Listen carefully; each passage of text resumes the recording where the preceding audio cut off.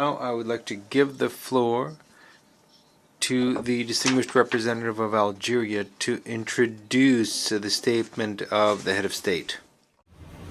Your Excellency, Mr. President of the United Nations, Your Excellency, Mr. Secretary of the United Nations, Your Excellency, the distinguished delegates, and also for women around the world. It is a great honor to be part of the United Nations General Assembly on behalf of Algeria. Thank you for allowing me to sit here for giving a speech about one of the most important issues in this world. That is about gender equality. Ladies and gentlemen, we know that women around the world still got discriminated and they are underestimated by others. One of many aspects, there is a political aspect that still has gender equality case. For example, women do not have the opportunity to participate in politics and also express their aspirations in politics. Women are often considered unable to be a leader because they also look at women with one eye. That's why it is so rare to find women who become a leader in politics. So there is SDGs number 5, which discusses gender equality in empowering and fighting for women's right to get equality for women in their life. After the 2011 Arab Spring, Algeria unveiled a new election law. One of the law's most important articles established a gender quota mandating that 1/3 of the seats in parliament and local government be set aside for women.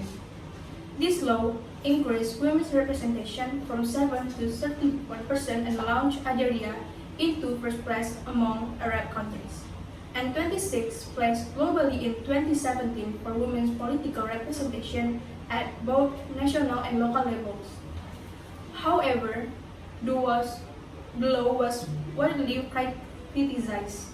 Some felt that it was the reality for women in a country where they were wholly absent from the center of political decision-making, especially at the party level.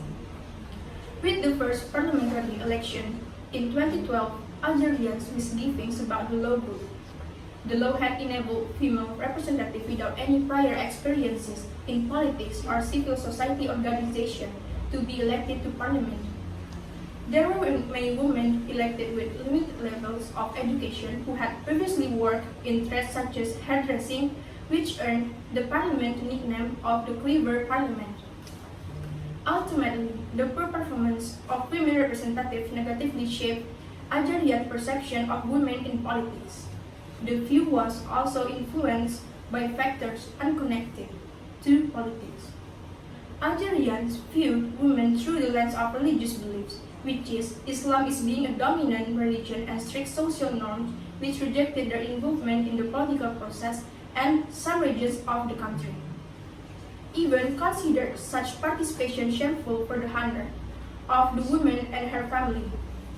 The United Nations INSTRIW and the Center for Arab Women Training and Research have initiated a project on strengthening women's leadership and participation in politics and decision-making in Algeria, Morocco, and Tunisia. In addition, the Organization of African Unity, OAU, and the New Partnership for Africa's Development, or NIPAD, work towards strengthening women's political leadership and their participation in political decision-making bodies to at least 30% of representatives.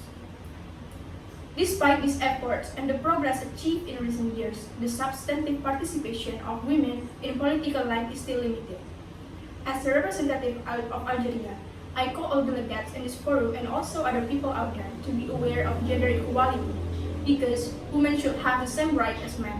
Ladies and gentlemen, every human deserves their good life to be appreciated and not get underestimated in their life. We are all same and equal. Thank you very much.